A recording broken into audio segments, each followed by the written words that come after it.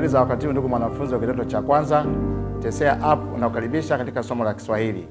Ndugu mwanafunzi, leo tutazungumzia kuhusu fasihi simulizi. Tumekuwa tukisikia hadithi mbalimbali, tukisimuliwa na wazazi wetu, mabibi, mababu, hata marafiki zetu, na pengine tumesoma kwenye vitabu, lakini bila kujua kwamba hadithi tunazosoma au kusimuliwa ziko katika aina gani ya fasihi.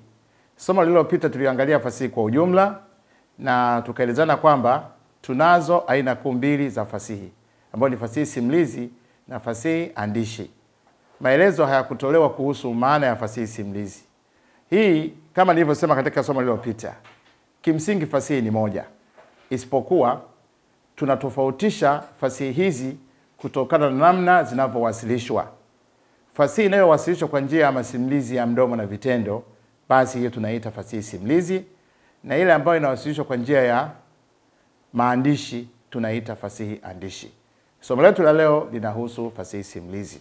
Kama nilivyoeleza, fasihi simulizi ni aina ya fasihi ambayo inawasilishwa kwa njia ya usimulizi wa mdomo na vitendo. Hii maana yake nini? Huyu anayesimulia hadithi atatumia mdomo wake na pia atatumia vitendo. Vitendo maana yake anaweza kutumia mikono, akaigiza sauti, akajaribu kukimbia, akaonyesha vile, ama akatingisha mabega na kichwa kuonyesha kama ni kukubali au kukataa. Hii ndio maana kusema masimulizi ambayo yanaambatana na vitendo. Kwa kawaida fasihi simulizi huwa inamshirikisha hadhira. Msimulizi anaweza akaanza wimbo kidogo ama msemo, akausema nusu, halafu nusu inayobaki wakamalizia wanaosikiliza au hadhira wake. Hii ndio maana kwamba fasihi simulizi inakuwa ni hai kuliko fasihi andishi kutokana na jinsi ambavyo inaweza kuwasilishwa. Fasihi simulizi kama nilivyoeleza inawasilishwa kwa njia ya masimulizi na vitendo, mara nyingi inakuwa inapata nguvu kwa sababu huyu anayesimulia anapotumia vitendo, huyu anayetazama anaweza kuelewa vizuri na kwa haraka zaidi. Na kwa namna hiyo sasa, viungo vya mwili hutumika sana katika usimulizi wa fasihi simulizi. Tunakuja kuona wakati wa kusimulia hadithi za fasihi simulizi, lakini kwa sasa inafaa tu kutosha kueleza kwamba mimi kwa mfano kama ndio fanani ninayesimulia, ninaweza nikatumia kiungo changu ambacho ni mdomo, na wewe hadhira wangu unayenisikiliza ukatumia sikio. Kwa utakapokutana na swali nasema, chagua viungo vitano vya mwili kisha ueleze namna vinavyoweza kukamilisha kazi ya fasihi simulizi, basi ujue kwamba kiungo cha kwanza kabisa itakuwa ni mdomo, kwa sababu ndio unaotumika kuwasilishia hiyo kazi, na kiungo cha pili huwa ni sikio ambacho kazi yake ni kusikia ama kusikiliza yale yanayowasilishwa. Kiungo cha tatu hapa itakuwa ni macho. Kazi ya macho ni kuona vile vitendo vinavyofanywa na fanani. Viungo vingine viweza kuwa ni mabega ambayo tunatumia kukanusha, kichwa kinachotumika kwa kazi mbili, kukubali na kukataa. Mtu anapotingisha kichwa maana yake amekubali, na anapotikisa au kupandisha na kushusha tunaweza kusema kwamba na amekubali. Lakini akitikisa kichwa namna hii basi anakuonyesha amekataa. Mikono yaweza kutumika kuelezea kama unafanya, unaweza kaelezea kafanya hivi au akamuita kafanya hivi. Basi wewe unayetazama utaweza kuelewa vizuri kinachosimuliwa katika fasihi simulizi. Ikumbuke kwamba fasihi simulizi si maelezo tu ya zamani wala si masimulizi ya zamani. Ndani ya fasihi yapo mambo yanayotendeka sasa hivi, itakayotendeka na yaliyotendeka. Maisha ya binadamu ni kama gurudumu, linakwenda mbele na nyuma, na maisha yenyewe hajifungi. Kwa hiyo nafasi yenyewe, fasihi simulizi hasa, huwa inabadilika kulingana na wakati. Kila tukio linapotokea katika maisha ya binadamu, fasihi ambayo nao ni kioo huwa inaakisi tukio lile. Kwa hiyo tutaendelea kuitumia fasihi simulizi katika maisha yetu ya kila siku bila kujali ya aina gani. Mtu anaweza akasema fasihi simulizi imepitwa na wakati. Jibu utakuwa ni hapana, kwa sababu yanayotokea kwenye jamii ndiyo yanayoonekana katika fasihi simulizi. Tutakuja kushuhudia ama kuthibitisha kwamba fasihi simulizi haijapitwa na wakati tutapokuwa tunapitia kipengele kimoja kimoja kilichomo ndani ya fasihi simulizi. Sasa tuangalie umuhimu ama faida ya fasihi simulizi kwa maisha ya binadamu. Hapa nimejaribu kuorodhesha faida chache za fasihi simulizi, au nasema umuhimu wa fasihi simulizi. Sawa, nasema faida ama dhima ya fasihi simulizi. Kwanza kabisa ni kuelimisha. Hadithi zinazosimuliwa, nyimbo tunazosikiliza zimegawanyika katika makundi mbalimbali.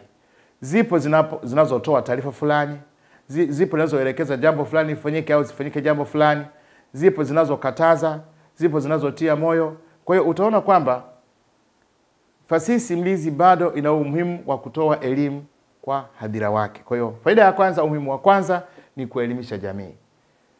Umuhimu wa pili ni kupata burudani. Nyimbo, ngoma zinazochezwa, misemo mbalimbali huwa inatoa burudani. Misemo kama maskini akipata matako lia mbwata, mtu anaposikiliza atacheka. Anapocheka maana yake ameburudika. Dhima au faida ya tatu ya fasihi simulizi ni kukuza lugha. Katika maelezo ya awali ya kuhusu fasihi tulisema ni maelezo ya kisanaa yanayotumia lugha. Kwa hiyo mtu anayetumia fasihi simulizi au anayesoma fasihi simulizi basi atakuwa anaongeza msamiati wake na hivyo kukuza lugha yake, kwa sababu bila lugha hakuna fasihi. Fasihi nyenzo yake ni lugha.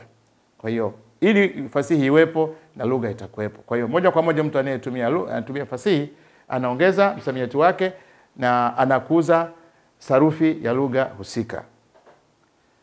Muhimu mwingine ni kuonya. Zipo nyimbo zinazokataza mambo fulani.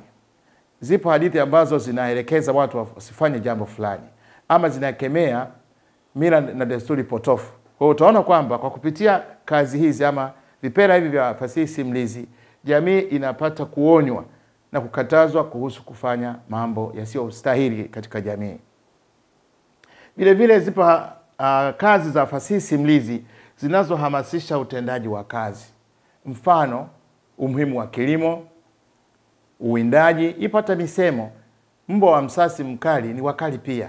Moja kwa moja hapa mtu ambaye anafanya kazi ya uwindaji basi atajibilisha naye kuwa na bidii.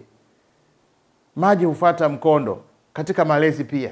Watu wanasema kama mzazi anafanya kazi vizuri basi na yeye mtoto aige aweze kufanya kazi. Fasihi ni chombo cha ukombozi, na fasihi simulizi ikiwa ni aina mojawapo ya fasihi ina dhima hiyo ya kukomboa jamii. Tunaposema kukomboa jamii maana yake nini?